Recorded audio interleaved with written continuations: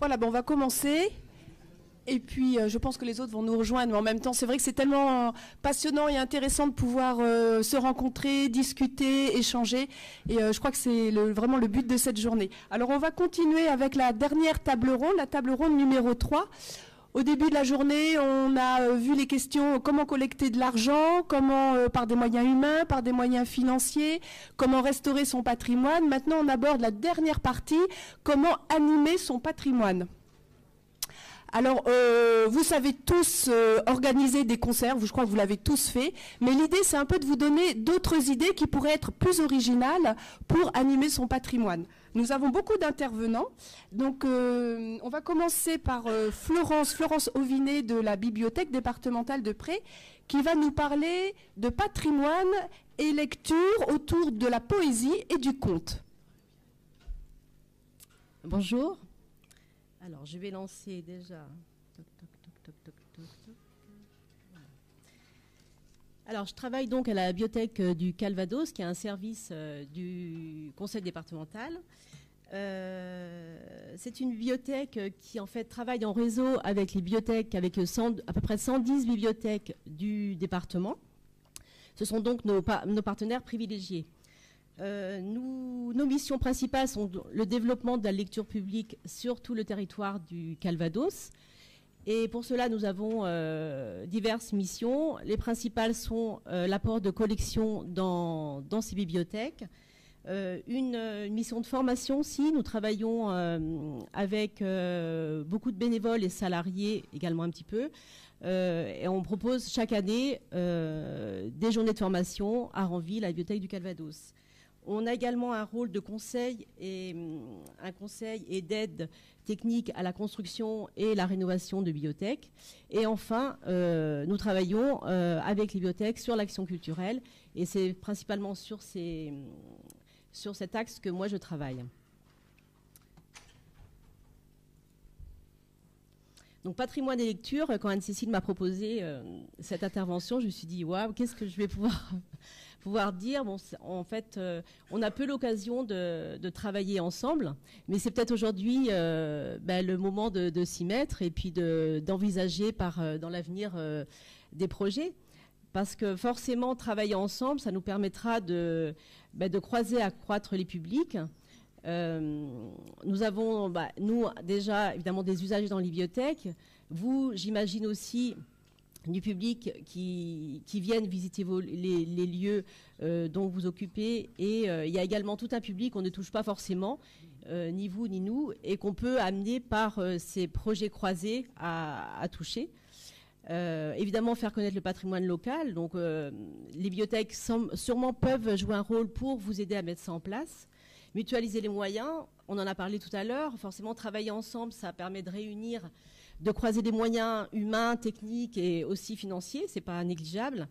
Et puis, harmoniser des projets sur le territoire, ça permet de donner de la cohérence, des fils conducteurs et de ne pas partir dans tous les sens dans les petites et moyennes communes. Je parle là pour des projets. Hein. Je ne dis pas du tout que vous partez dans tous les sens. Donc, je vous propose de partir à partir de quelques exemples qu'on a pu nous mettre en place à la bibliothèque du Calvados. Le conte et la poésie s'invitent dans les châteaux. Le festival de conte Ma Parole, cette année, à Ranville, on a eu l'occasion d'avoir de belles rencontres et un exemple de balade contée. Donc là, c'est un conteur qui est au château de Creully. Chaque année, nous organisons un festival de contes, alors toujours en partenariat avec les bibliothèques. Avec une vingtaine de bibliothèques chaque année, nous invitons 5 conteurs ou compagnies donc, à venir dans les communes et présenter leur spectacle. Cette année-là, à Creully, on a eu la chance d'inviter donc, ce conteur Gilles Biswern et le spectacle a eu lieu au château. Là, c'est un second exemple avec, lors d'une manifestation, le Printemps des Poètes. Le Printemps des Poètes, vous connaissez probablement, ça a lieu chaque année en mars. Et c'est le moment de fêter la poésie et d'avoir toutes sortes de manifestations autour de la poésie. Et là, on a donc travaillé toujours en partenariat avec la médiathèque de Falaise.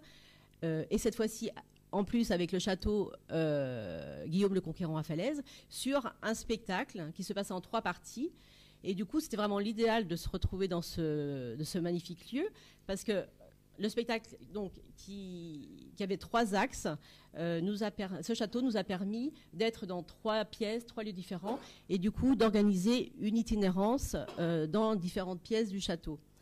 Donc voilà, là on a la première séquence qui, on était sur des textes autour de Paris à Moscou, avec donc différentes lectures de poèmes. Là, on était sur des textes autour de la poésie parisienne.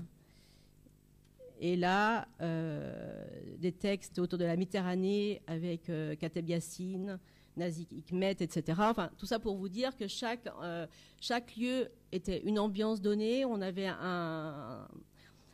des textes donc, sur Paris, sur la poésie méditerranéenne, sur les cultures du monde. Et ça nous permet d'avoir différents tons, différents univers d'un lieu à l'autre.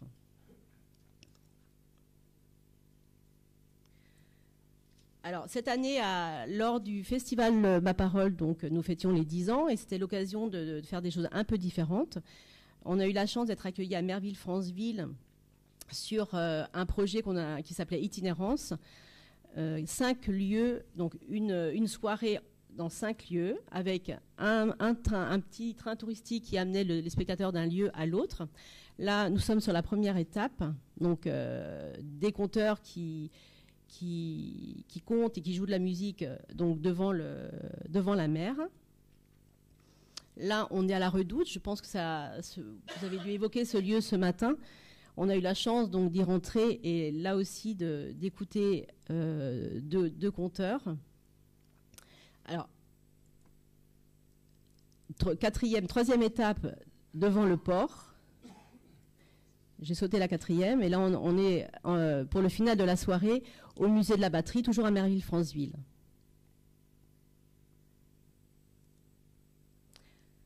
Donc, vous voyez ces lieux que je viens de vous montrer, le château de Creully, Falaise, Merville-Franceville. Nous avons croisé le patrimoine, mais plutôt en lieu d'accueil. Le château à Creully, donc on n'était pas dans la salle des fêtes comme on est souvent, mais dans ce beau château de Creully. Même chose à Falaise. À Merville-Franceville, nous sommes rentrés dans la Redoute, mais on ne peut pas dire qu'il y a eu vraiment des projets croisés. Donc, on peut imaginer des choses, on peut aller plus loin, évidemment. Là, le patrimoine nous sert de lieu d'accueil, mais j'imagine qu'on peut, du coup, croiser la lecture, la poésie et le patrimoine de façon plus étroite et avoir des formules, des rencontres où là, on entend de la poésie, mais on a aussi des informations sur le lieu où on se trouve. Et là, c'est des choses qu'on peut évidemment inventer ensemble et en croisant nos compétences et du coup, en se rencontrant et en montant des projets communs. Une balade contée à Mouan, donc là, c'est même chose, c'est une itinérance dans le village de Mouan. Plusieurs étapes et la conteuse donc s'arrête. Il y avait 4 moments de conte. On se balade, on croise des beaux monuments, mais rien de plus se passe à ce moment-là. Donc je pense qu'il y a moyen d'aller plus loin. De multiples opportunités. Vous connaissez sûrement évidemment la Nuit des musées, Pierre en Lumière, on l'a évoqué tout à l'heure. Il y a des tas de journées nationales où les associations dont vous dépendez et les bibliothèques peuvent se croiser. Le Printemps des poètes, donc j'en parlais tout à l'heure en mars, les Journées du patrimoine, la Semaine du goût, etc. etc. Il y a plein de possibilités évidemment de faire des choses en commun. Donc, je disais tout à l'heure, la bibliothèque du Calvados, on travaille avec 110 bibliothèques, donc dans tout le département. Vous pouvez donc avoir des partenaires auxquels vous ne pensez pas forcément, parce que ce n'est pas forcément vous avez les habitudes de travail. Nous, c'est la même chose. On est parfois la tête dans le guidon et on n'a pas toujours l'idée de s'ouvrir, de voir ce qui se passe à côté. Mais on voit bien que quand on travaille en partenariat, que ce soit pour la réhabilitation de patrimoine dont on parlait tout à l'heure, que pour des projets culturels, ben, au final, on arrive à voir des choses plus positives. Voilà, donc moi, ce que je vous conseille, c'est de contacter les bibliothèques des villes et villages d'où vous venez. Vous pouvez également nous contacter. On est là aussi pour mettre en place des choses avec vous. Et voilà, merci.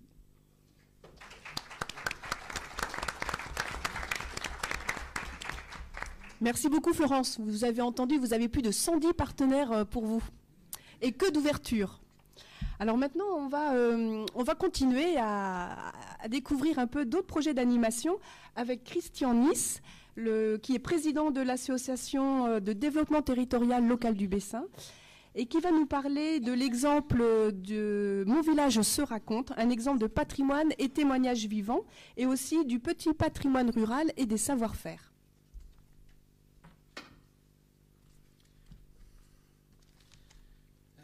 D'installer là. Voilà. Et voilà. Bien, bonjour à tous tout d'abord. Et puis, je suis très heureux de vous présenter le travail que fait la DTLB, qui est une association qui se trouve dans le Bessin et qui regroupe à peu près plus 101 communes du Bessin pour l'instant. Ça varie parce que vous savez qu'il y a des réunifications de communes. Alors ADTLB, ça veut dire Association de développement territorial local du Bessin, qui a été créée en 1980 et qui œuvre dans le domaine, comme on vient de le lire tout de suite, dans le domaine de la culture, c'est-à-dire favoriser l'accès pour tous à la culture et particulièrement en milieu rural, et puis tout ce qui touche autour de la valorisation des animations du patrimoine. En ce qui concerne la culture, on organise à peu près 80 manifestations à travers tout le territoire, donc dans les petits villages, chez l'ensemble de nos adhérents, c'est du concert, ce sont des concerts, du théâtre, des veillées de village, Mon village se raconte dont je vais vous parler, des actions de médiation, des interventions au milieu scolaire, etc.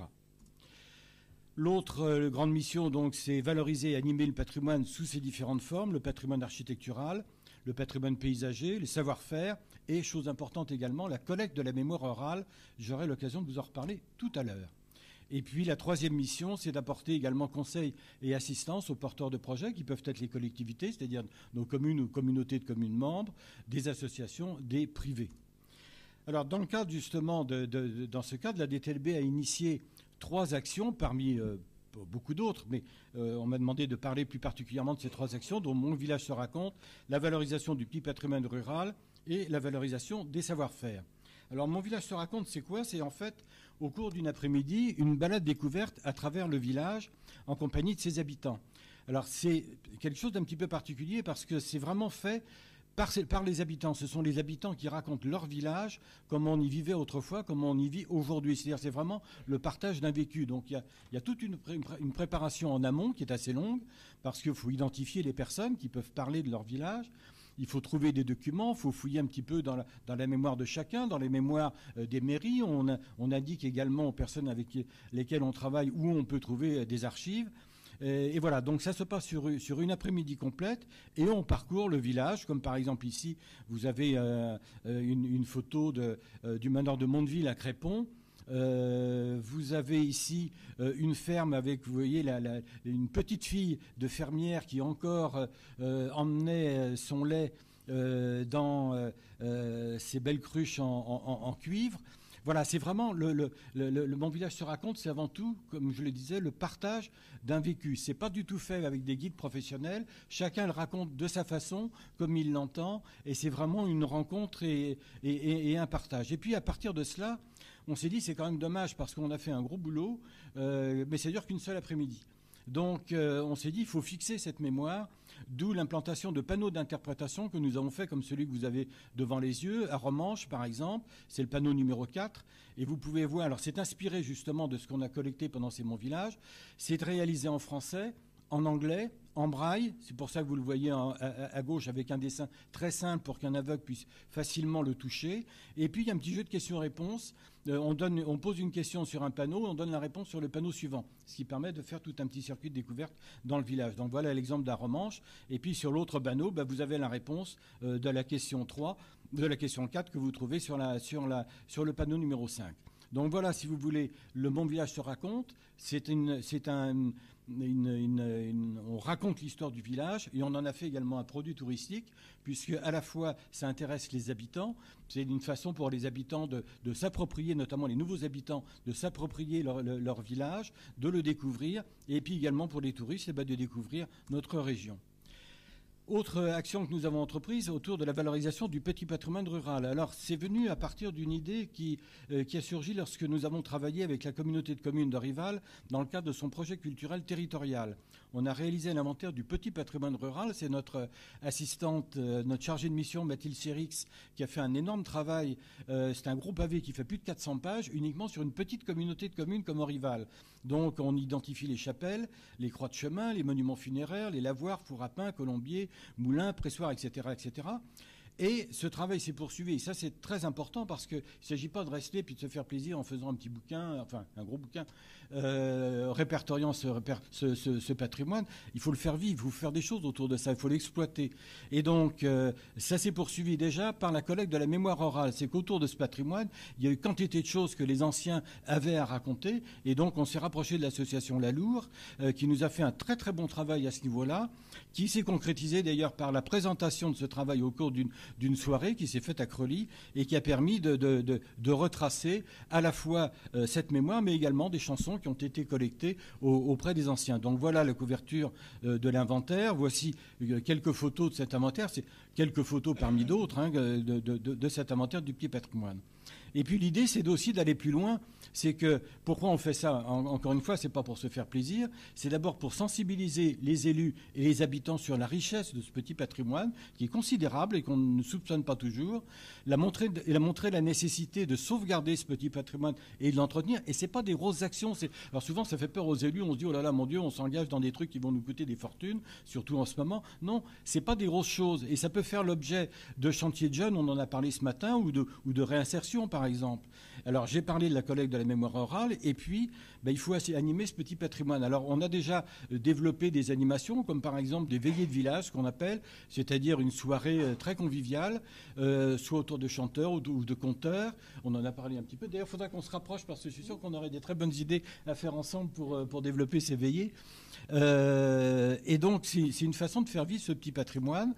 Et puis, pour en faire un circuit touristique, c'est de mettre des petits panneaux d'interprétation, alors ça c'est un projet, et d'utiliser les nouvelles technologies. Pourquoi? Parce que par exemple on se balade près d'un lavoir, on prend son smartphone, on pourra entendre les lavandières raconter leurs histoires. Vous savez que les lavandières c'est Radio Commère dans les villages. Donc retrouver les histoires, retrouver peut-être les chansons anciennes, etc., etc. Donc vous voyez, ça peut aller très très loin cette déclinaison du petit patrimoine rural, et puis c'est quelque chose qui est profondément inscrit dans la mémoire des gens, dans la mémoire de nos villages qu'il faut exploiter. Dernier point dont je voulais vous parler, c'est la valorisation des savoir-faire. Les savoir-faire traditionnels, ça regroupe de nombreuses activités, notamment dans le bâtiment, l'ameublement, la décoration, la gastronomie, etc. Et tout particulièrement cette année, on a commencé à entreprendre une action très importante pour valoriser les métiers d'art. On a la chance d'avoir des artisans d'art de très très grand talent, qui sont souvent plus connus à l'extérieur de nos territoires que chez nous, qui ont du mal à se faire connaître, qui souvent ne se connaissent pas entre eux. Et donc on a voulu vraiment concourir à donner du Bessin une image d'excellence par la valorisation de ces métiers d'art. Alors on a déjà entrepris une première action qui est l'organisation d'une exposition qui a eu lieu au Centre culturel de Port-en-Bessin pendant plus d'un mois, sur septembre-octobre 2017, qui a réuni une quinzaine d'artisans. Et puis, on va réaliser une symbiose. Alors ça, c'est un projet sur l'année prochaine. On s'est dit, voilà, ce qui est intéressant, c'est de marier ensemble les différents types de patrimoine.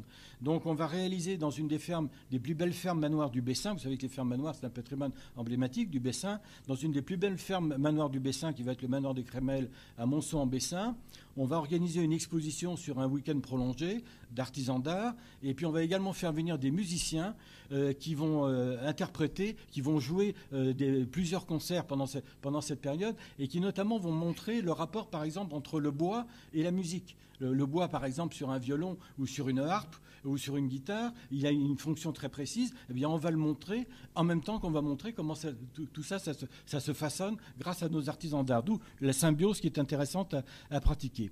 Et puis, on va réaliser, ça c'est aussi tout un travail qui est en projet, un livre présentant les différents artisans d'art. Alors, il ne s'agira pas de faire un annuaire, mais de vraiment présenter à la fois les techniques traditionnelles, mais également l'apport des nouvelles technologies dans l'évolution de ces métiers.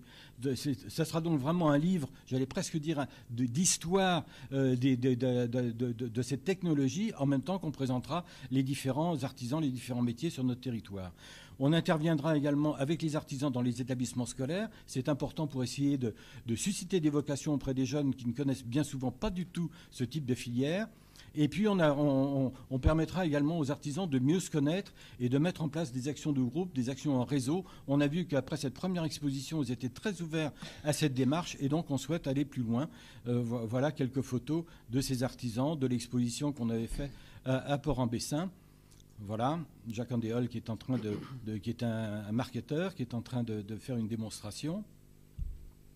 Voilà un autre artisan qui était en train de faire une démonstration. Donc les ateliers étaient également ouverts pendant cette exposition. Voilà, donc toutes ces actions, ça s'inscrit dans une dynamique de territoire, ce qui est important, surtout aujourd'hui. On parle vraiment de dynamique de territoire et tout le travail que l'on fait ne peut s'exercer que dans cette dynamique.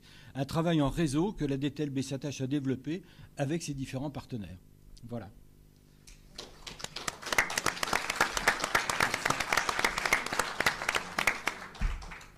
Merci beaucoup. Voilà, donc j'ai retenu mettre en valeur toutes les richesses humaines d'un territoire. Tout à fait. Alors maintenant, on va aborder une thématique qui est quand même très peu développée dans le Calvados et qu'on aimerait faire développer justement. C'est lier le patrimoine et l'art contemporain. Donc là, nous avons 3 intervenants. Le père Laurent Berthoud, responsable de la communication du diocèse. Jérôme Bonnet, architecte des bâtiments de France, conservateur de la cathédrale, qui vont nous parler de la fameuse exposition 200 000 Syriens dans la cathédrale de Bayeux, l'exposition de photos de Laurent van der Stock. Et ensuite, David Giffard, conseiller aux arts plastiques de la DRAC Normandie, va nous parler de la création des vitraux. Voilà, alors je vais simplement vous faire une petite introduction sur ce que veut dire animer le patrimoine à la cathédrale. Donc la cathédrale, donc tout le monde la connaît, cette cathédrale, c'est un édifice du XIe et du XIIIe siècle qui fait 104 mètres de long et qui est au cœur du site patrimonial remarquable, donc du secteur sauvegardé de Bayeux. Et cette cathédrale accueille à peu près entre 800 000 et 1 million de visiteurs par an. Alors, premièrement, animer le patrimoine, ça veut dire quoi? Ça veut dire l'entretenir et le restaurer. Donc, en tant qu'édifice appartenant à l'État, ministère de la Culture, nous avons un budget d'entretien spécifique de l'ordre de 130 000 € par an et nous avons des opérations de restauration qui sont plus importantes. Et sur ces 20 dernières années, il y a 10 millions d'euros qui ont été investis.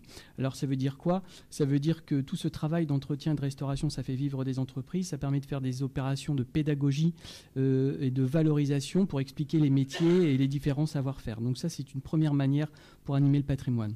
Mais pour l'animer, un autre point essentiel, c'est donc de le rendre vivant, ce patrimoine, de l'ouvrir à tous et en intelligence avec tous les intervenants locaux.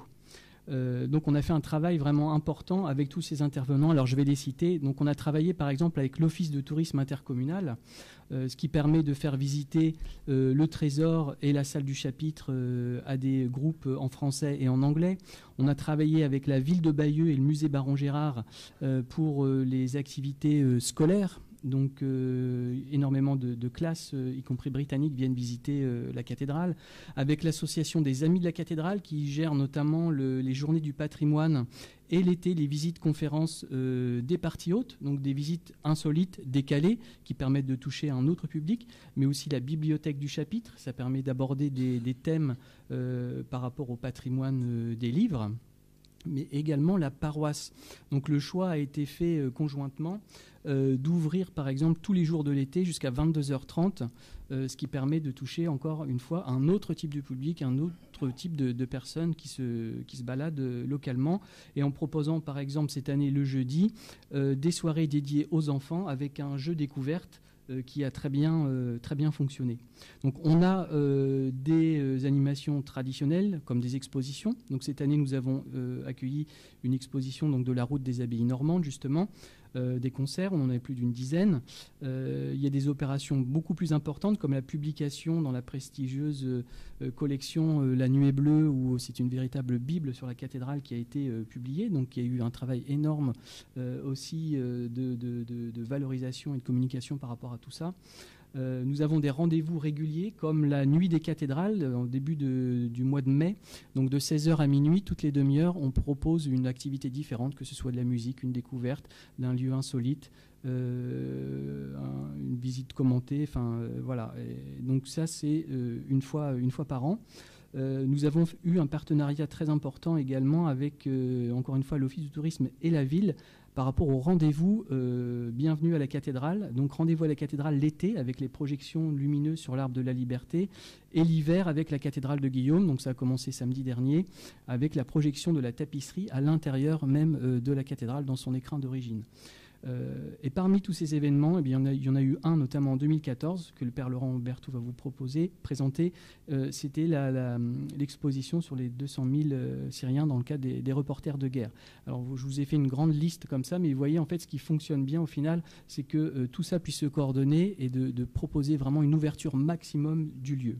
Alors le troisième point, et puis je vais m'arrêter là, pour moi le principal pour animer le patrimoine, c'est tout simplement de le faire évoluer. Alors pas de le faire évoluer n'importe comment, mais vraiment de marquer le XXIe siècle dans la cathédrale, puisque de toute façon, tout au long de son histoire, c'est un perpétuel recommencement et chaque période a marqué l'édifice.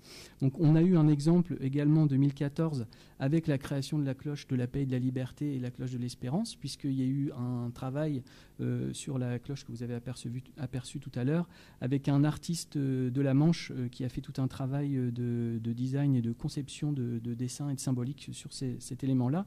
Donc la cloche que vous voyez ici, en fait, maintenant on ne la voit plus, mais on propose des visites des fois pour aller la voir, mais en fait on a bien marqué dans le patrimoine sonore de la cathédrale le XXIe siècle.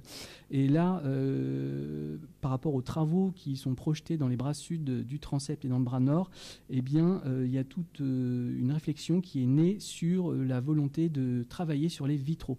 Donc ça, c'est mon collègue chargé des arts plastiques qui va vous présenter ce travail. Mais voilà, donc en fait, on a donc l'entretien de la restauration, le fait de coordonner tout le monde et surtout de marquer le XXIe siècle dans la cathédrale. Donc maintenant, je vais laisser la parole à Laurent Berthoud.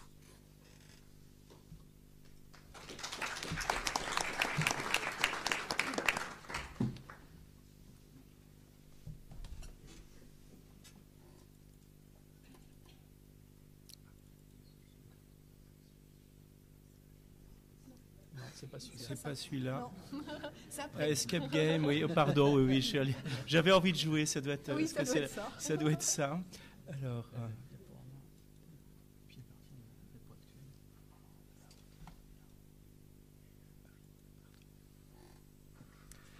Alors, la vie de la cathédrale, en fait, s'inscrit dans la vie de la ville elle-même. La ville de Bayeux, vous en connaissez tout le dynamisme à travers différentes propositions, telles le Festival du Cirque, la semaine du prix du correspondant de guerre et la paroisse Notre-Dame du Bessin, donc la paroisse de la cathédrale avec tous les villages qui l'entourent. La paroisse a toujours voulu s'inscrire dans un dialogue avec la ville de Bayeux pour pouvoir collaborer, pour pouvoir être partenaire. Donc ça, c'est aussi important peut-être pour nous tous, c'est de voir que l'Église elle-même peut se situer comme partenaire d'une collectivité locale, d'une collectivité territoriale, d'associations pour promouvoir donc un certain nombre d'événements. Alors le prix Bayeux Calvados a lieu tous les ans, la première semaine du mois d'octobre. Et comme curé de la cathédrale, comme recteur de la cathédrale, j'avais, de la même manière que j'avais l'habitude de célébrer la messe sous le chapiteau du cirque, je me suis dit, là on est au cœur d'un événement important qui est cette semaine des correspondants de guerre, mais je ne savais pas trop quoi proposer. Donc je pouvais proposer des choses au titre de ma compétence propre, à savoir organiser une veillée de prière. Bon, j'avais été peut-être un peu trop ambitieux par rapport à un certain nombre d'invités. Et finalement, c'est la ville de Bayeux elle-même qui m'a interpellé. En me disant, voilà, nous connaissons votre souci de faire vivre la cathédrale, de lui donner une dimension importante, spirituelle au cœur de la ville. Et cette année, nous allons accueillir Laurent van der Stock, qui est un des grands reporters bien connus aujourd'hui, qui est un reporter photographe, qui a été récompensé d'ailleurs cette année-là, et qui se pose quelques questions. Pour lui, il y a un questionnement politique, existentiel. La mémoire. Comment faire mémoire de ces 200 000 Syriens qui sont morts dans les combats de cette guerre civile qui ensanglante actuellement le pays lui-même, la Syrie. Comment en faire mémoire? Comment également faire prendre conscience à notre société, donc à la ville de Bayeux en particulier, de ce drame, et aussi quel écrin lui donner. Alors, au début, il m'avait parlé d'une exposition. Mais très rapidement, je lui ai dit, oui, mais on ne peut pas exposer la misère d'un pays. C'est pas comme une exposition d'art dans un musée ou dans un hall de gare. Il fallait trouver autre chose. Donc nous sommes passés avec la ville, avec donc ce reporter mondialement connu, d'une idée d'une exposition à finalement accueillir la tragédie humaine dans la cathédrale. Et comment la cathédrale elle-même va pouvoir porter cette tragédie pour lui donner du sens. Alors à partir du moment où on est d'accord un peu sur le projet, un partenariat essentiel doit se constituer. Le partenariat avec l'État, puisque l'État est propriétaire. La cathédrale, dont le recteur est l'affectataire au nom même de l'évêque, et puis la ville de Bayeux, bien sûr, qui accueille cette cathédrale au sein de la cité. Donc ces trois dimensions doivent travailler ensemble. Donc là, vous voyez une photo qui unit, donc vous reconnaissez facilement le maire de Bayeux, vous reconnaissez le curé actuel de la cathédrale, moi-même, Arnaud Tancrel, qui est le premier adjoint chargé des activités principales de la ville de Bayeux, et Laurent van der Stokt. Alors, ce partenariat, donc nous nous réunissons et nous nous disons comment faire, parce qu'il se pose plusieurs questions. À partir du moment où nous allons accueillir cette exposition, dont vous sentez très bien le caractère exceptionnel. C'est-à-dire qu'on va faire de cette cathédrale, qui est un lieu de prière habituel, où des gens de toutes les religions viennent, mais où principalement des catholiques viennent prier, comment permettre à cette cathédrale millénaire, lieu de culte, de devenir un lieu d'accueil de la tragédie d'un pays qui est à la fois qui est à 85% musulmans et 15% chrétiens. Comment on va pouvoir faire au niveau même de l'esprit? Donc il faut respecter l'identité cultuelle du lieu. Nous sommes dans une cathédrale, son affectation selon la loi 1905 est affectée au culte. C'est la question de la sûreté des œuvres qui sont dans cette cathédrale, la sûreté même de l'édifice et la sécurité des personnes. En effet, sûreté des lieux. Je vais vous montrer quelques photos. Là, vous voyez une photo avec l'inquiétude du responsable de la logistique de la cathédrale, parce qu'il va falloir mettre des photos sur la voûte. Et cette voûte culmine à 23 mètres. Comment on va faire? Ce qui suppose un échafaudage. Alors, il faut que le conservateur de la cathédrale puisse donner son avis sur les échafaudages, sur la manière dont on va poser les photographies, de manière à ce qu'elles tiennent, qu'elles n'abîment pas l'édifice, et quand elles sont posées sur des photographies, sur des tableaux, vous voyez l'échafaudage, comment cet homme est monté à je ne sais combien de mètres pour poser les premières photos, ce qui donne quelque chose de remarquable ensuite. Eh bien, comment on va faire? Il y a une autre photo que vous verrez. On a recouvert des tableaux, des beaux tableaux qui sont dans les côtés sud et nord du transept. Comment mettre une photographie dessus sans abîmer le tableau? Et puis, il y a la sécurité des personnes qui vont venir visiter. Parce que nous sommes dans le cadre de la semaine du prix des correspondants de guerre. Nous sommes en situation de guerre également. Donc il va falloir protéger aussi et la cathédrale et puis les personnes qui viendront visiter. Donc là, c'est quelque chose qui relève de l'autorité même de l'État et du ministère de l'Intérieur. Donc vous voyez la complexité, ce qui ne se pose pas, heureusement, dans toutes les églises, dans tous les monuments du Calvados. Alors quand la cathédrale permet à une tragédie de devenir une prière, le vrai, c'est-à-dire que la vérité d'un drame, la beauté de photographie prise par un reporter exceptionnel et le bien qui est de faire mémoire de victimes, dans une certaine alliance, va donner à réfléchir. Donc vous voyez comment, là, le photographe, Laurent van der Stock, a associé les victimes d'un bombardement sur la ville d'Alep. Il y a un certain nombre de personnes qui sont sur cette photo qui correspondent au nombre de personnes qui sont sur les verrières au-dessus, qui sont tout simplement des évêques. Donc comment faire que la photographie donne sens en se référant également au message des évêques qui sont juste au-dessus. Donc là, vous voyez toujours donc une scène de la tragédie syrienne sur laquelle je vais passer. Mais vous imaginez aussi pour les paroissiens qui ont l'habitude de venir prier dans la cathédrale. Ils sortaient tout juste du 70e anniversaire du débarquement, avec les 2 cloches dont on a parlé, avec une banderole qui reprenait une phrase du père Franz Stock, qui était un Allemand aumônier des résistants qui allaient être condamnés à Paris. Donc il y avait une sorte d'overdose un peu des paroissiens qui tout d'un coup se trouvent confrontés à la tragédie humaine donc de 2014. Certains ont dit c'est pas possible, la cathédrale ne peut pas être un lieu où on expose la tragédie humaine. Donc certains, vous connaissez ce que peuvent être aussi bien des citoyens dans une commune et des paroissiens dans une cathédrale, ça peut râler très vite. Donc il y a des gens qui n'ont pas supporté ce type d'exposition, pendant que d'autres, et c'est la majorité, a trouvé ça extraordinaire, parce que la cathédrale devenait véritablement, à ce moment-là, un lieu où, dans ses murs, elle retrouvait le sens de la prière. Ça supposait donc un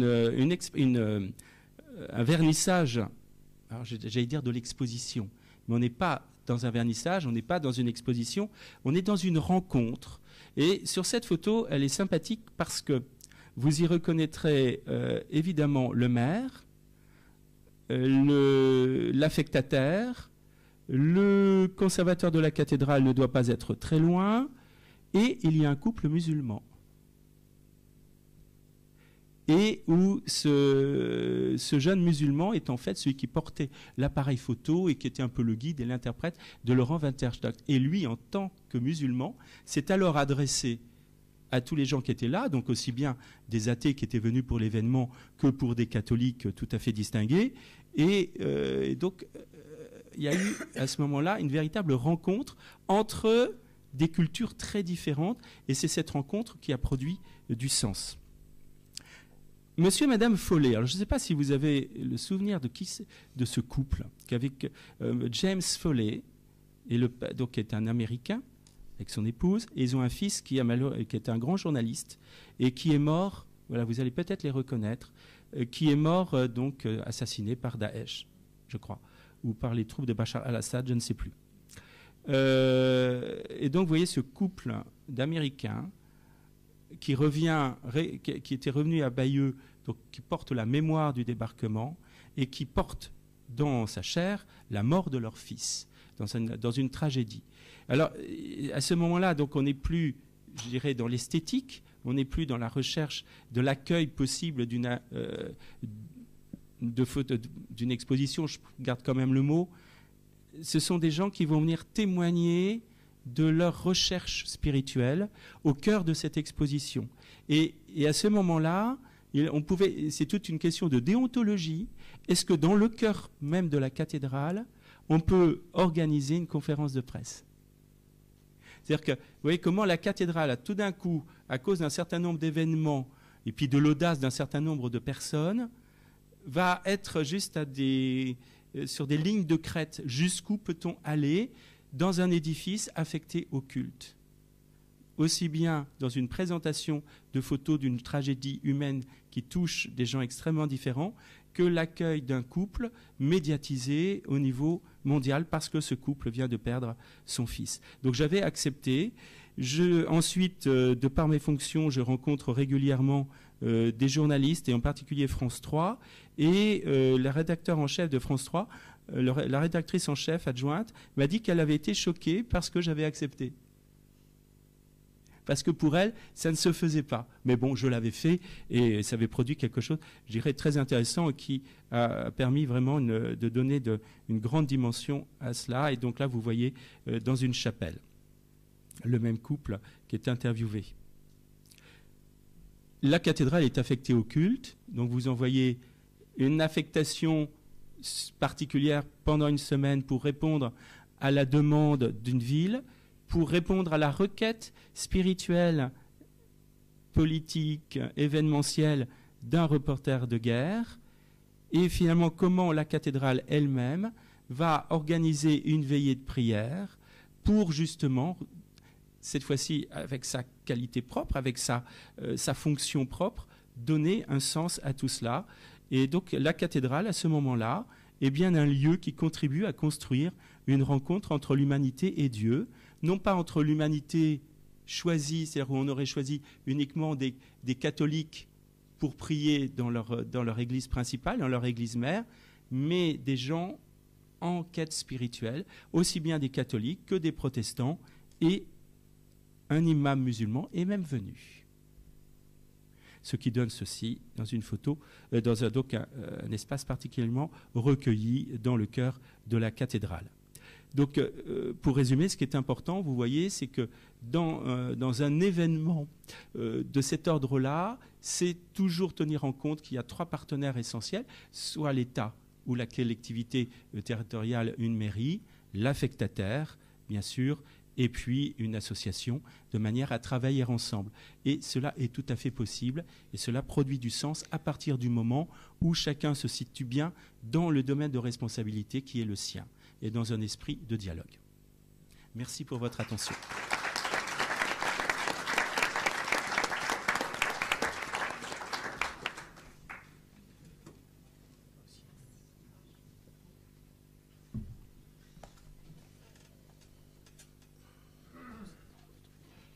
Vas-y, tiens. Je te mets ici. Ouais, ouais, si tu veux.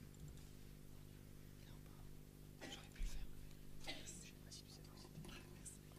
Bonsoir. Je vais reprendre un petit peu ce que disait mon collègue Jérôme Bonnet tout à l'heure sur le fait que le patrimoine est toujours quelque chose en évolution, et je pensais que sur l'intitulé de la journée Bouge ton patrimoine, ma fonction de conseillère plastique à la DRAC, ministère de la Culture, est davantage sur le bouge que sur le patrimoine. Ce qui fait que sur des édifices comme celui de la cathédrale, mais il nous arrive de travailler sur d'autres édifices, y compris sur des églises ou sur d'autres types de bâtiments publics ou même des places publiques. Effectivement, ma fonction est d'intervenir sur la question de la création. Cela se fait sur la base de l'architecture même de ce qu'est le ministère de la Culture, qui principalement a 2 jambes, une jambe patrimoine, une jambe création, considérant que l'une n'avance pas sans l'autre, que s'il y a patrimoine, c'est parce qu'il y a eu création. Si l'on veut que demain il y ait encore patrimoine, il faut poursuivre sur la question de la création. Spécifiquement sur la cathédrale de Bayeux, il y a maintenant quelques années, plus d'une demi-douzaine d'années, avait été identifiée cette question de vitraux, de verrières au niveau du transept de la cathédrale, qui était resté, on va dire, un peu en panne, des vitrages blancs, transparents, sur lesquels l'histoire de vitraux préexistants n'est pas complètement établie, les traces ne sont pas avérées, et il est apparu à un certain nombre d'interlocuteurs que la question de la création pouvait intervenir ici. Dans ce sens, d'ailleurs, on dépasse un tout petit peu la notion d'animation qu'on évoquait tout à l'heure. Alors, il n'y a rien de présomptueux de ma part en disant ça, c'est simplement que quand on part sur ce type d'acte de création, à nouveau, à notre tour, on s'inscrit pour plusieurs décennies, voire plusieurs siècles, dans la constitution, la construction, la reconstruction ou la poursuite de construction du patrimoine. Donc, sur cette verrière, il y a eu un consensus au sein des services de l'État, et puis en relation avec le clergé, bien sûr, qui est l'affectataire, aussi avec les collectivités et les populations autour, puisque un acte de création, en définitive, doit faire un minimum l'accord, alors pas de tout à chacun, mais d'un consensus, encore une fois, d'acceptation du processus. Le ministère de la Culture, pour développer ce type de projet, a un dispositif tout écrit qui s'appelle le dispositif de la commande publique. Alors, j'ajoute en général artistique parce que quand on dit commande publique, beaucoup d'élus le confondent avec la commande publique pour acheter des ramettes de papier ou des stylos. Donc je l'agrémente de ce mot artistique pour préciser qu'il s'agit bien de commande. Et quand tout ce que je viens de vous dire, c'est que la commande s'adresse à des artistes contemporains. Elle peut s'adresser, et ça rejoint un petit peu ce qu'on a entendu aussi tout à l'heure, parfois aux artisans d'art.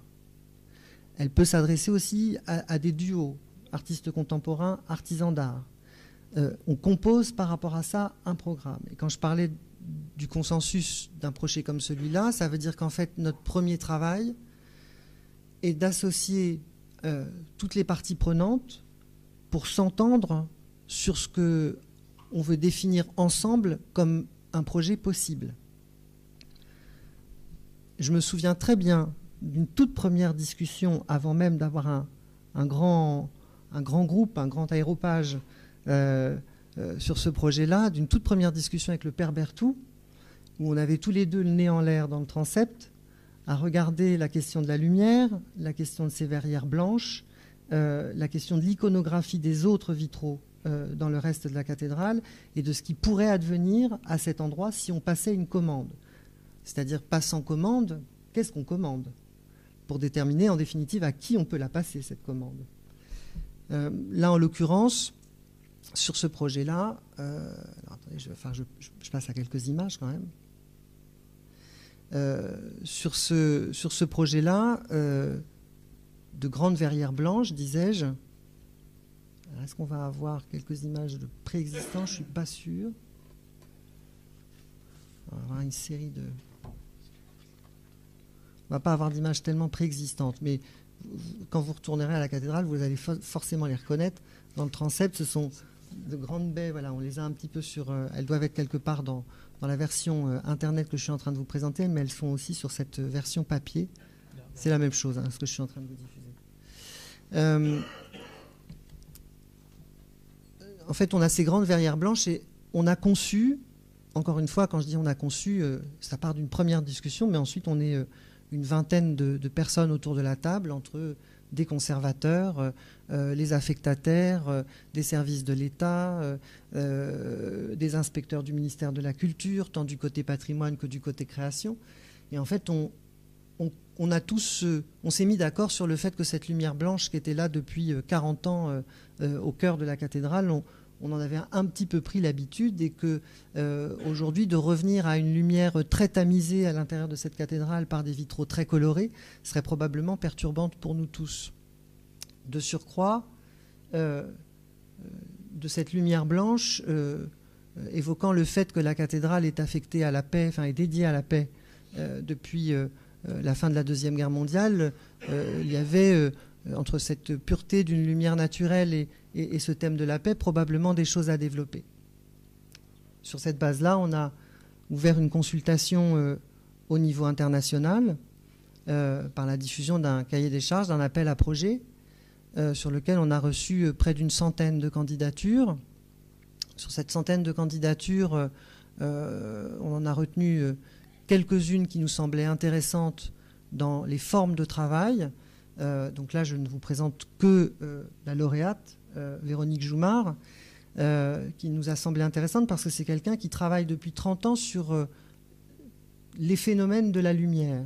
C'est-à-dire, son travail est en général de révéler la physique, la matière lumineuse, plutôt que d'en faire une peinture ou quelque chose d'artificiel. Elle est plutôt sur des mécanismes qui vont nous permettre de décrypter la lumière. Disais-je donc, de ces 100 artistes, on en a retenu 3 qui ont chacun fait une proposition et sont venus les présenter devant ce comité d'une vingtaine de personnes. Et le travail de Véronique Joumard a été retenu il y a maintenant 4 ans sur un principe assez simple où en définitive elle maintient, alors je pense qu'on le voit un petit peu après,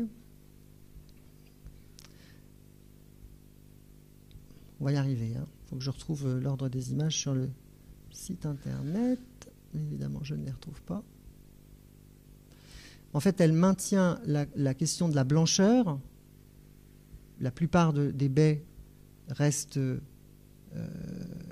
blanches, sont en vitrage blanc. Au cœur de chacun de ces... pourquoi je ne retrouve pas les... Alors, je suis au journal du projet, si j'en reviens à la page d'avant, m'excusez une demi-seconde.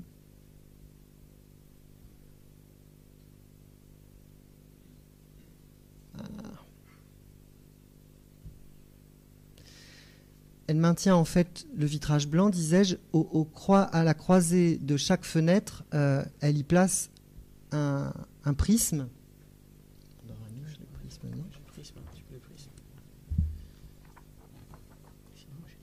Mais oui, c'est les photos qu'on avait tout à l'heure. Ouais, c'est sûr, celle-là. Attends. Non, ça se scotche pas. Je vais vous redonner les photos de tout à l'heure, ça va être plus facile. Voilà. Voilà. Voilà, je disais, donc la verrière est composée de verre blanc, donc on va rester habitué à la lumière naturelle. Sur chaque portion de vitre, à la croisée de ces vitres, elle place un prisme, et ce prisme, en définitive, alors en français on dit il diffracte, scientifiquement on dit il réfracte la lumière. En fait, il brise la lumière du jour en un arc-en-ciel. Et en fait, il projette à l'intérieur de la cathédrale les couleurs de l'arc-en-ciel qui se retrouvent sur... il n'y en a plus après celle-là. Voilà le prisme en question. Il projette à l'intérieur de la cathédrale les couleurs de tout le spectre lumineux qu'on connaît de l'arc-en-ciel. Et en haut de la baie, elle place des verres dichroïques. Là, on a une baie d'essai qui a été réalisée, une demi-baie d'essai qui a été réalisée. Les verres dichroïques en haut sont des verres composés avec des éléments métalliques qui changent la couleur du verre en fonction de la luminosité extérieure, en fonction du déplacement du soleil et en fonction de notre propre déplacement par rapport à la baie. Si je suis face à la baie, je vois du jaune et du bleu. Si je me décale un tout petit peu, je vais voir davantage du violet et du rose. Voilà. Donc, un principe très simple qui renvoie de la couleur à l'intérieur sans finalement changer la qualité lumineuse de l'espace intérieur de la cathédrale. Voilà pour le projet qui a été sélectionné. On est sur une œuvre résolument contemporaine. On ne reprend pas la figuration que l'on peut connaître en général sur les vitraux. On ne reprend pas non plus les matériaux à l'ancienne, si je puis dire, de ce qui composait autrefois les vitraux. On est sur des matériaux contemporains, industriels, et dont on cherche à composer un motif innovant. Pour terminer sur cette présentation, je vous ai présenté, mal présenté, mais vous aurez le temps d'aller y retravailler, aller regarder à nouveau le site internet qui en fait reproduit cette publication. Sur ce site internet, qui est le journal du projet, ce site internet va se trouver complété dans les mois à venir, dans les années à venir, des éléments de chantier, puisque une première phase de travaux doit intervenir courant 2018. Je pense que les premiers travaux liés à la maçonnerie notamment vont reprendre probablement au printemps, et la première paire de vitraux va intervenir, elle, certainement à la fin de l'été, au début de l'automne. Au total, il y aura 2 vitraux cette année. Au total, c'est 8 baies qui doivent être refaites sur un programme en 4 ans. Puis à chaque fois, il y a des remplages à reprendre, des balustrades à reprendre. Enfin, il y a d'autres travaux préparatoires sur chaque phase. Ce qui veut dire que d'ici 2022, on sera prêt pour les 500 prochaines années sur les vitraux de ce transept. Merci.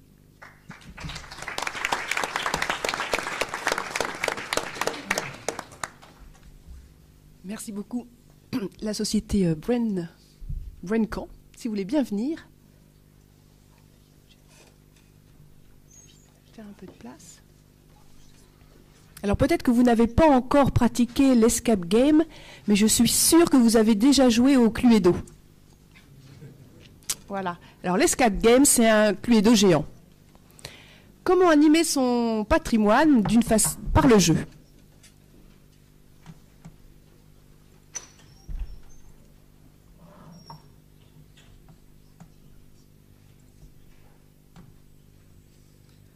bonjour à tous, on est là pour vous présenter du coup l'escape game, qui veut dire en français jeu d'évasion.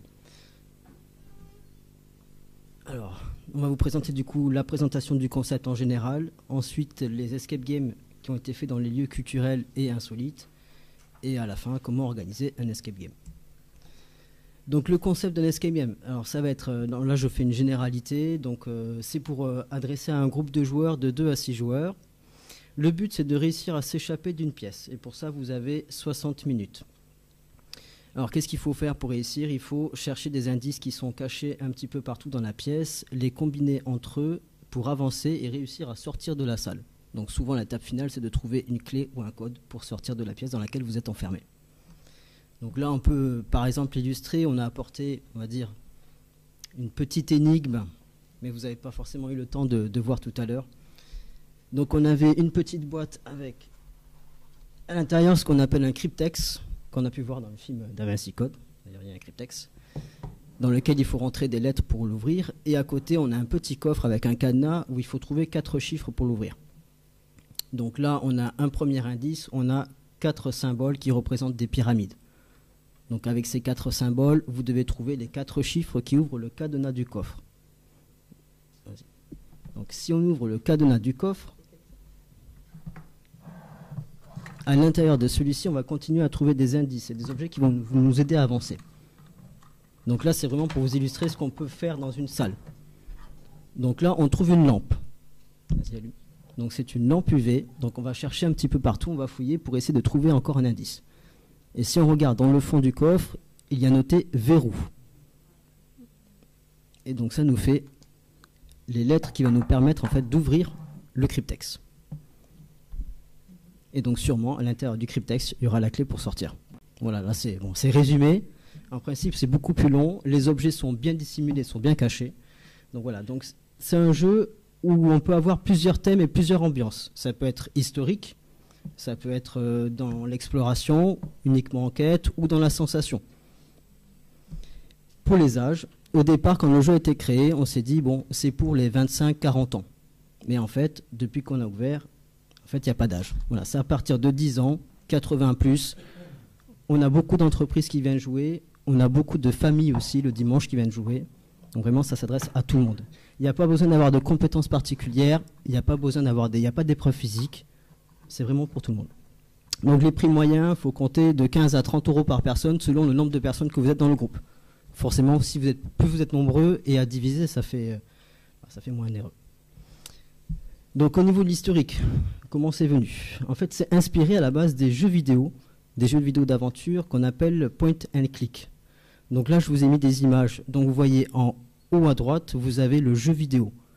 Donc vous voyez, il y a des cadenas, donc ça veut dire que les portes, elles sont verrouillées. Donc il faut cliquer un petit peu partout pour trouver des clés, des indices. Et en dessous, je vous ai mis l'image de ce qui a été représenté du coup. Donc là, on est dans une escape room réelle. Donc on a interprété le jeu en réel. Donc là, on voit, il y a une cheminée, il y a des cadres, et donc il faut fouiller un petit peu partout. Donc c'est originaire du Japon, voilà, en 2007. C'est arrivé en Europe par l'Est. Donc le Budapest est la capitale, car elle-même, elle a 70 enseignes. Voilà. Donc c'est là qu'il y a des championnats, des tournois à Budapest. En France, la première enseigne, elle a ouvert donc, à Paris en 2013, donc Hint Hunt. Et la deuxième, juste après, qui est la première création de France, c'est Brain Escape Game, à Rennes, qui a ouvert en 2014. Donc en 2017, donc aujourd'hui on compte plus de 300 enseignes en France, donc, pour vous dire comment ça a été assez rapide. Et en 2016, il y a eu une ouverture en France tous les 3 jours. Donc dans les lieux culturels et insolites, on a vu, donc il y a eu un escape game dans une mine à Sainte-Marie-aux-Mines, donc pour faire aussi découvrir du coup les mines et l'histoire. Dans un fort à Avrieux, dans un bunker à Saint-Malo, dans un chai de vinification à Chinon, dans une abbaye, donc à l'abbaye royale de Fontevraud, dans les fortifications de la ville de Belfort aussi, dans un parc olympique à Lyon, et bientôt dans une salle de cinéma à Caen. On est partenaire, donc là ça sera juste un escape game éphémère, juste sur 2 soirées. Donc là je vous ai mis les illustrations du coup, les affiches. Alors comment faire du coup pour installer une escape room? ce qui permet de faire venir un autre public, d'attirer des joueurs, des passionnés ou tout simplement des curieux. Donc en moyenne, il faut un espace de à peu près 25 mètres carrés pour 5 joueurs ou 100 mètres carrés jusqu'à 30 joueurs. Donc nous, on a participé à la nuit du jeu à Caen, à la mairie, donc à la Bille aux Hommes. Et donc on avait un espace de plus de 100 mètres carrés. Donc du coup, on a pu proposer sur toute la nuit des sessions de jeu jusqu'à 30 joueurs. Et il y a eu un très gros engouement. Il y a eu plus de 2000 visiteurs. Plus de la moitié étaient venus juste pour l'escape game. Voilà, pour vous dire. Donc l'installation, ça peut se faire à l'intérieur ou si vous n'avez pas de place ou si vous n'avez pas de quoi accueillir, ça peut aussi se faire à l'extérieur, sous tente ou barnum. Donc beaucoup d'anciennes se proposent pour venir installer leur escape room éphémère, pour animer. Donc les coûts, c'est à la prestation en fait. Et donc il y a possibilité aussi de personnaliser un petit peu les énigmes par rapport à l'histoire ou par rapport à l'événement que vous pouvez faire. Après, il y a d'autres châteaux ou autres, comme les lieux que je vous ai cités juste avant, qui eux vont demander à ce qu'on leur crée en fait une escape room spécialement pour eux, avec leur intrigue, avec l'histoire qu'ils ont souvent. Donc ils ont une histoire dans leur château ou autre, et donc ils demandent à ce qu'on leur crée une salle qu'ils ouvrent toute l'année pour tous les visiteurs. Alors souvent il y a une formule, on fait le petit jeu et après on peut visiter le château, ou alors on visite d'abord le château et après on fait le petit jeu, et donc on retrouve des énigmes qu'on a vues dans l'histoire du château de la visite juste avant. Donc ça c'est pour ceux qui sont intéressés. Donc là il faut contacter les créateurs, donc nous par exemple Brain, ou il y a d'autres anciennes qui le proposent.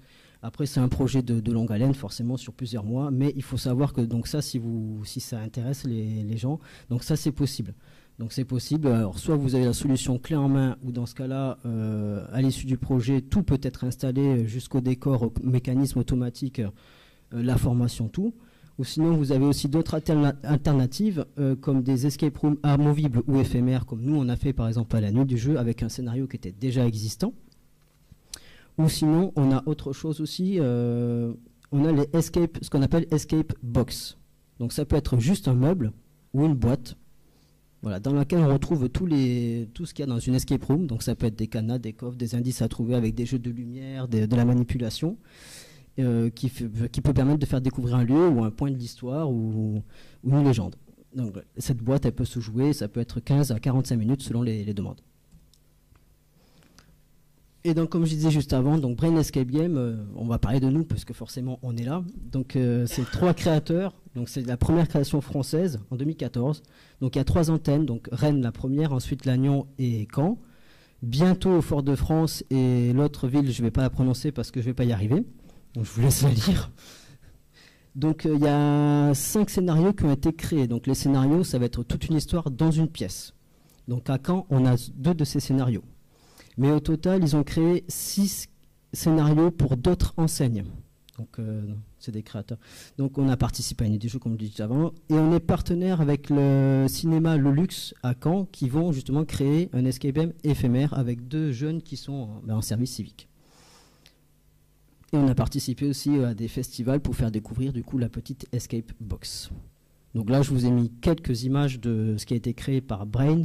Donc nous, à Caen, nous avons l'épisode 1 psychiatrique et l'épisode 2 une prison. Donc nous, on est un peu plus sur des thèmes enquête et sensation, on va dire frisson. Mais par exemple, à la nuit du jeu, on a proposé le thème Very Bad Sleep, donc c'est le premier que vous avez à gauche, et là c'était plutôt humoristique. Après, vous avez aussi Moyen-Âge, voilà, vous avez un petit peu tout dans les sous-sols. Là, on a sur un thème pirate, les disparus sur une ancienne école des années 50. Voilà, il y a un petit peu tout. Merci. Merci.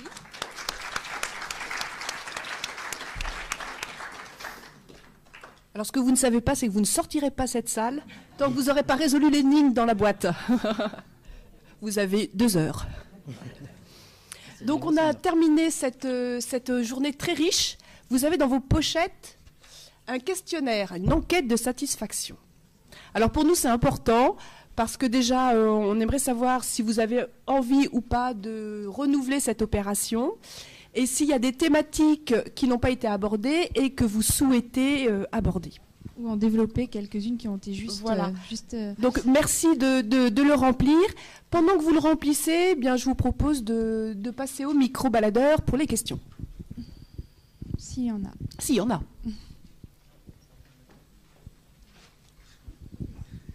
Bonjour, Yvon Davy, je dirige l'association La Loure. Christian Nice en a parlé un tout petit peu tout à l'heure. On travaille à notre niveau sur la collecte et la valorisation des musiques et des traditions orales sur l'ensemble de la Normandie.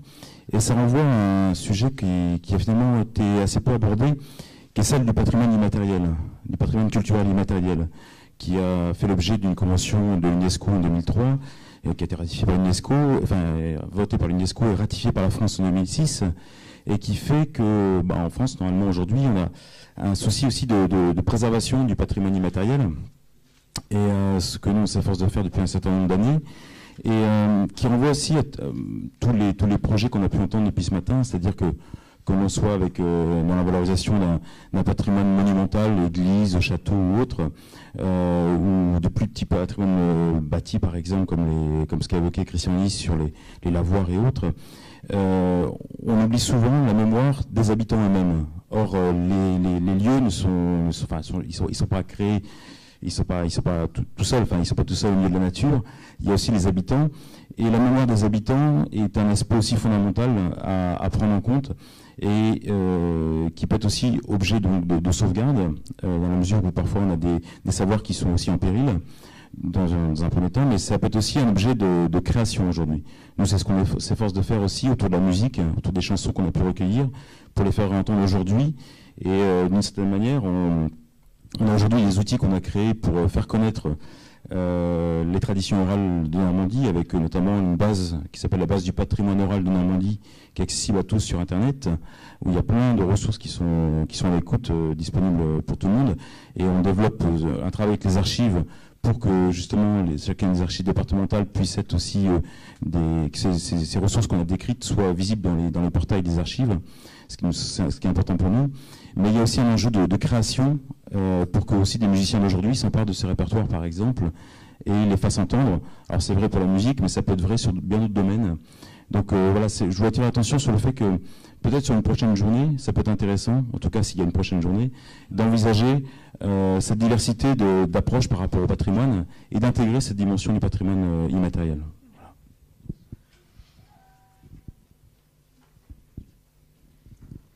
Y a-t-il d'autres questions? Non.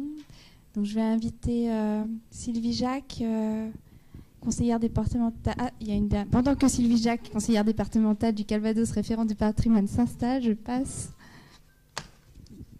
Je voulais savoir si dans les personnes présentes, il pouvait y avoir quelqu'un qui nous donne une information d'actualité sur le label 20e.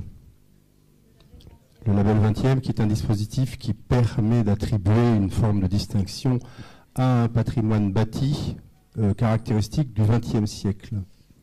Je vais vous passer la parole à Jérôme Bonnet, qui est le représentant de l'État. Alors, dans le cadre de l'évolution de la législation, en fait, le patrimoine 20e, le label va être modifié puisque ça va être le patrimoine remarquable de moins de 100 ans. Pour la région Normandie, en fait, le comité ne s'est pas encore réuni, et donc l'ensemble va être relancé effectivement pour promouvoir la protection et dans un premier temps, du moins le repérage, la valorisation de ce patrimoine. Je reviens. Excusez-moi d'être un peu exigeant. Sur quel calendrier, sachant que nous, ça fait 3 ans qu'on nous répond la même chose que ce que je formuler comme réponse. Je regrette que mes collègues de la conservation régionale des monuments historiques ne soient pas là, puisque c'est eux qui gèrent ce dossier-là. Donc je vous réponds en fonction des éléments dont je dispose. Ce que je sais, c'est que le dispositif va être lancé, de même que pour le label Jardin Remarquable. C'était des labels qui étaient restés un petit peu en stand-by, notamment dans le cadre de la fusion, puisque les deux ex-DRAC ne fonctionnaient pas de la même manière sur le sujet. Et loi LCAP, bien sûr, la loi qui a été, qui date de juillet 2016 et qui a tout remixé, remis à plat, etc. Donc là, tout est relancé de nouveau. Merci. D'autres remarques? Ah, du coup. Merci. Bon, nous représentons le CAPAC de Dives-sur-Mer. Alors désolé, on n'est pas dans les églises et les cathédrales, etc., mais dans le patrimoine maritime. Donc nous restaurons et faisons naviguer des vieux gréements, c'est-à-dire des bateaux de travail. Donc ça rejoint aussi un peu les usines, etc. Et je voulais dire qu'il est peut-être intéressant pour les associations d'être classées, comment ça s'appelle, d'intérêt général. Voilà, on a fait la demande pour être reconnu d'intérêt général. Donc nous pouvons défiscaliser les dons sans passer par un autre organisme. Voilà. Et vous n'avez pas à vous excuser de faire partie d'une association. Mais c'est vrai que beaucoup sont là pour restaurer ou animent des églises, mais c'est aussi représentatif d'un territoire et de la richesse d'un patrimoine du territoire. Il y avait une question là-bas. Oui, je suis Martine Dupéret, vice-présidente de l'association Blangy Environnement, donc à Blangy-le-Château.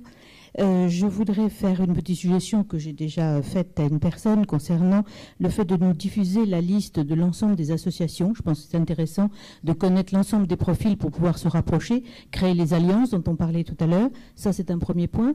Deuxième point, c'est de pouvoir également avoir la liste des entreprises qui sont référencées ou qui sont compétentes dans certaines restaurations qui sont tout à fait intéressantes pour le patrimoine historique des villages. Troisième chose, une suggestion, on a parlé un petit peu du paysage. J'aimerais qu'on puisse parler lors d'un prochain forum, pourquoi pas, de la protection des paysages, la protection des arbres remarquables et des coins de vue qui sont parfois un petit peu oubliés dans certaines analyses locales.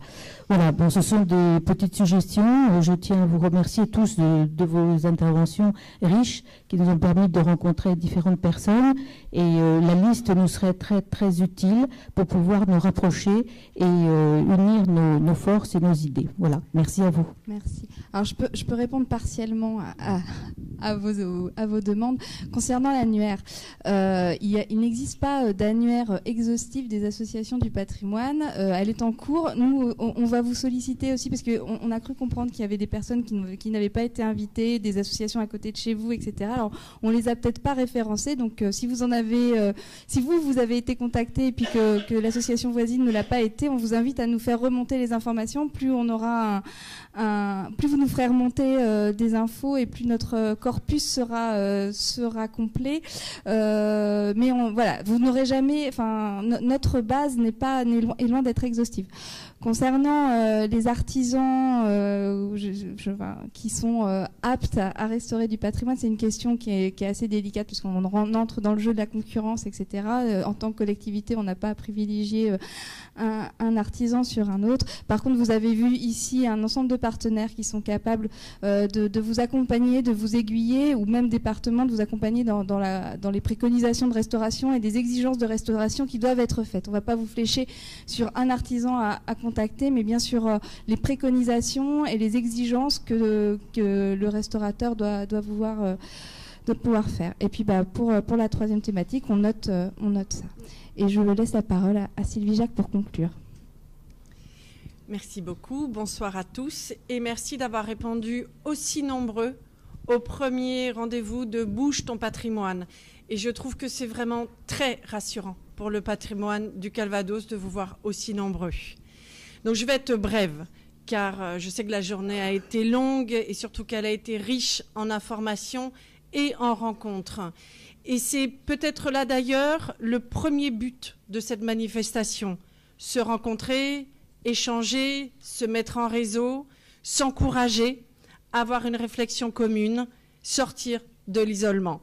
Bertrand Bayonne ne disait-il pas cet après-midi, « Seul, on va plus vite, mais ensemble, on va plus loin ». Alors, continuons à nous fédérer. Bravo et merci à tous les intervenants qui se sont succédés toute la journée pour nous faire partager leur expérience, leur savoir-faire, car c'est de ce partage de connaissances et d'expériences que nous serons plus efficaces et que nous trouverons le courage de poursuivre ce vaste et interminable chantier. Merci encore à nos partenaires pour leur soutien à cette manifestation. Je vais donc citer la Fondation du patrimoine, bien sûr, l'Association des vieilles maisons françaises, la sauvegarde de l'art français, la Direction régionale de la jeunesse et des sports, les associations, collectivités locales et jeunes start-up qui ont bien voulu témoigner aujourd'hui. Mais permettez-moi, et je terminerai là-dessus, de remercier tout particulièrement le service du patrimoine du Conseil départemental qui est à l'initiative de cette journée. Nous sommes tous d'accord, je crois, pour dire que c'est une excellente idée. Félicitations donc à Aude Maisonneuve, mais aussi à toute l'équipe du service patrimoine, Anne-Cécile, Chabat, Didier, Philippe, Sandrine, Armel, pour cette parfaite organisation, pour cette journée conviviale et fructueuse. Merci aussi au personnel des archives départementales. Enfin, il ne me reste plus qu'à vous donner rendez-vous l'année prochaine pour la 2e édition de Bouge ton patrimoine. Avec tous vos retours, on ne pourra que l'améliorer, évidemment. Et merci encore, bon courage pour tous vos projets, bonne soirée. Et comme nous sommes tout début décembre, je vais vous dire bonne année.